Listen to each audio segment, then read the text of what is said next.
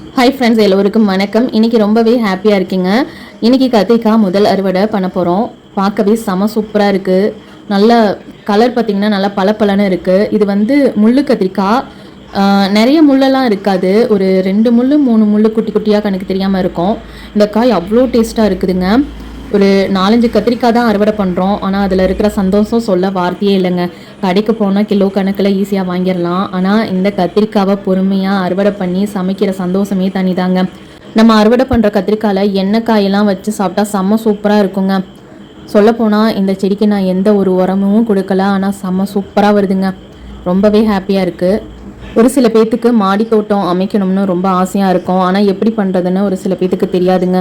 ஆனால் ரொம்பவே ஈஸியான மெத்தடில் நம்ம ஈஸியாகவே காய்கறிகளை வளர்த்துக்கலாம். எந்த ஒரு மெயின்டெனன்ஸும் நம்ம பண்ண தேவையில்லைங்க.